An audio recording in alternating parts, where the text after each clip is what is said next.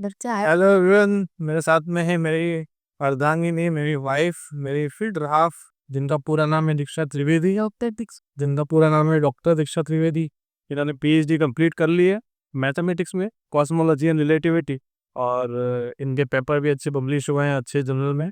और अब ये गेस्ट फैकल्टी जो है यहाँ के स्थानीय कॉलेज में पढ़ाती है।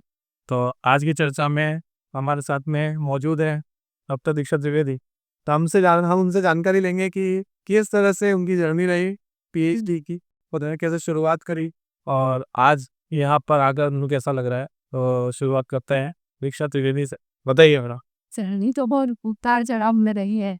शादी के बाद से पीएचडी ज्वाइन कर लिया था शादी से पहले, फिर शादी हो गई, फिर दूसरे सिटी में मूव कर गए। उस वजह से थोड़ा सा मेरा पीएचडी का जो रिसर्च वर्क है वो थोड़ा लेट हो गया। बहुत सारे अप्स एंड डाउन्स के बाद में फाइनली मैंने कंप्लीट कर लिया था 2023 में। थीसिस सबमिट करवा दी थी, लेकिन मेरा वाइवा आफ्टर 1 ईयर हुआ। उस वजह से मेरा थोड़ा सा और लेट हो गया due to my pregnancy condition. उस वजह से मेरा वाइवा हो नहीं पाया टाइम पे, तो 1 साल और मेरा डिग्री लेट हो गया। उसके बाद बेबीज ट्विंस हुए तो उनको बड़ा करना, उसमें बहुत सारा मेरा टाइम चला गया। अब बच्चे ऑलमोस्ट 16-17 मंथ के होने आए हैं। अब मैंने वापस बैक टू वर्क ज्वाइन किया है, एक कॉलेज में जा रही हूँ। देखते हैं अब आगे क्या होता है। कैसा लग रहा है ज्वाइन करने के बाद? अच्छा लग रहा है अभी तो। मैं वापस बैक टू पेविलियन आने में टाइम लगता है थोड़ा बहुत सा, स्पेशली जब आप बच्चों के साथ रह रहे हो। Thanks to my mother and my mother in law जो बच्चों को संभाल लेते हैं, उस वजह से मैं काम कर पा रहे, अदरवाइज पॉसिबल। और thanks to my husband of, जो मेरे को लेने रखने आते हैं बिना चिढ़े।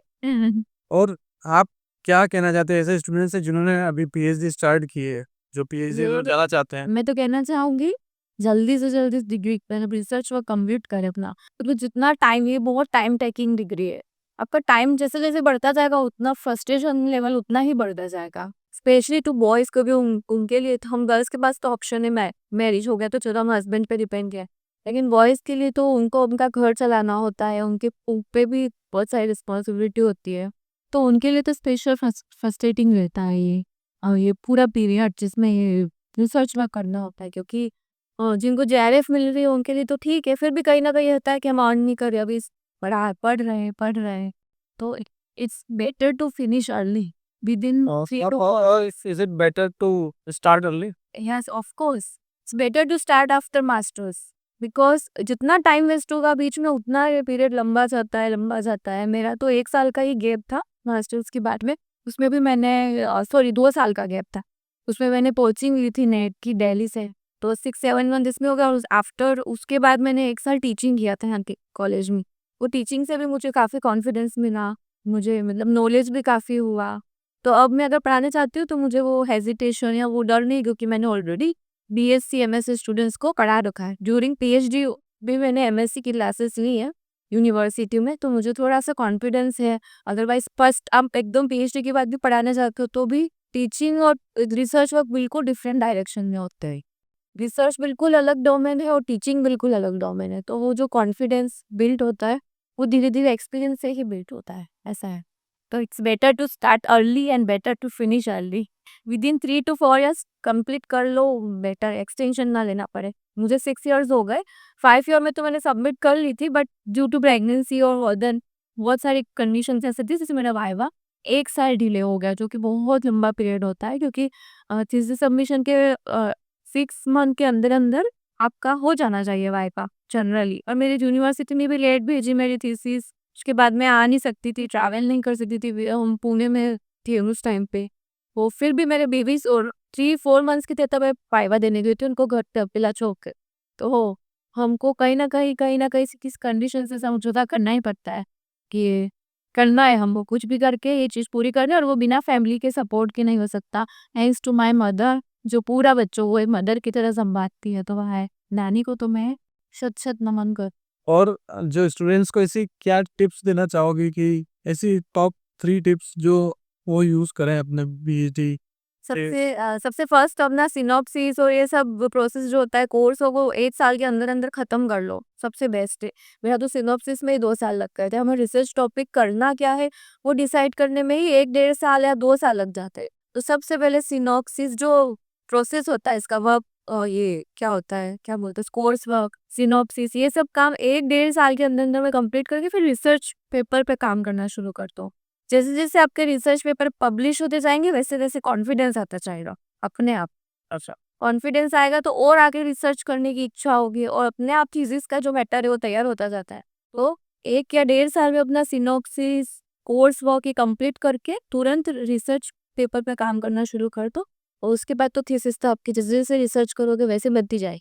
और प्रैक्टिकल्स सब्जेक्ट से जैसे जूलॉजी, केमिस्ट्री, फिजिक्स और भी बहुत सारे हैं, तो उसमें तो आप प्रैक्टिकल बेस्ड होता है तो उसमें तो टाइम लगता ही है, क्योंकि आपको हो सकता है आपकी लैब में वो सुविधा ही नहीं हो तो आपको अदर दूसरी लैब में भी जाना पड़ सकता है, आपको फंड चाहिए होते हैं प्रैक्टिकल्स करने के लिए, तो उसमें तो ऑलमोस्ट टाइम लगता है। और आपके गाइड पे भी डिपेंड करता है कि वो कैसे आपको सपोर्ट करता है, उनको कितना नॉलेज है, इसमें कॉन्टेक्ट से हैं। गाइड का काफी गाइड की बहुत अच्छी भूमिका होती है इसमें। अगर उनके कॉन्टेक्ट्स अच्छे हैं, उनका रिसर्च बहुत अच्छे लेवल का है, तो आपको इतना प्रॉब्लम नहीं होता है। सबसे इम्पोर्टेंट चीज़ तो इसमें आपका सुपरवाइजर, आपके गाइड ही होते हैं। अगर आपको परेशान नहीं कर रहे वो, आपको हर तरीके से आपकी हेल्प कर रहे हैं, तो आपका काम आपके जल्दी खत्म। आपके कितने पेपर पब्लिश हुआ है? मेरे 3 पेपर पब्लिश हुए हैं। कौन से जनरल में? मेरा फर्स्ट तो एक नॉर्मल जर्नल में पब्लिश हुआ, क्योंकि जब भी हम फर्स्ट लिख रहे होते तब हमको इतना नॉलेज नहीं होता है कि हमें कैसे भेजना है, कैसे जर्नल से कम्युनिकेट करना है। तो वो मेरा ऐसे ही पब्लिश हुआ था किसी नॉर्मल जर्नल में। और बाद के जो 2 पेपर थे वो मेरे बहुत अच्छे, एक मेरा है न्यू एस्ट्रोनॉमी में एस्पेयर का जर्नल है और एक मेरा है इंडियन जर्नल ऑफ फिजिक्स जो स्प्रिंजर में लिस्टेड है। तो उसके बाद मेरे जो 2 पेपर पब्लिश हुए बहुत अच्छे जर्नल में, और अभी भी मेरे बहुत सारे पेपर मेरे पास है जो मैं भेजूंगी, जो मुझे टाइम नहीं मिल पा रहा है बच्चों की वजह से। बट अब मैं बैक टू आ रही हूँ वापस अपने रिसर्च वर्क में और सब जगह पे, टीचिंग वगैरह सब में। और क्या होता है कि जब थीसिस लिखते हैं तो उसके लिए अक्सर बच्चे जो हैं वो एमएस वर्ड का इस्तेमाल करते हैं। तो कोई ऐसा सॉफ्टवेयर या कोई टूल है जिसमें वो उसको लिख सकें? यस, बहुत अच्छा टूल है लेटेक्स करके। आप उसको पहले ही सीख लो, स्टार्टिंग के 1 ईयर में ही उसको सीख लो ना, तो आपका आधा जर्नी तो आपकी आधी ऐसे ही ईज़ी हो जाती है। क्योंकि एमएस वर्ड में बहुत सारी चीज़ें अलाइन करना, डायग्राम सेट्स करना, ग्राफ्स बनाना, ये सब थोड़ा-सा हेक्टिक हो जाता है। अगर आप मैथ्स में कर रहे हो तो इक्वेशन सारी अलाइन करना, एक-एक नंबर देना, वो सब आपको हमको मैन्युअली करना होता है। लेकिन जब आप सॉफ्टवेयर यूज़ करते हो तो वो जो सारी चीज़ें होती हैं वो अपने आप होती है। आपको सिर्फ कोड करना होता है और वो चीज़ें अपने आप अलाइन हो जाती है। आपको थोड़ा-सा बहुत इंस्ट्रक्शन देने पड़ते हैं कोडिंग में, बस जैसा आपको चाहिए। पेज नंबर हो, आपका टेबल ऑफ कंटेंट हो, जो भी हो, को उसमें बहुत ईज़िली मैनेज हो जाता है। उसमें आपको बार-बार एडिट करने की भी ज़रूरत नहीं है। थोड़ा-सा कोड चेंज करो और आपका सब कुछ अलाइन हो जाता है अच्छे से। तो मैं तो यूज़ बोलूँगी इसकी भी वर्कशॉप्स होती है यूनिवर्सिटीज़ में, लेटेक्स सिखाते हैं जिसमें, तो सबसे पहले स्टार्टिंग में ये सब चीज़ें सीख लो, पीएचडी ज्वाइन करते ही, ताकि आपकी आगे की जर्नी ईज़ी हो जाए।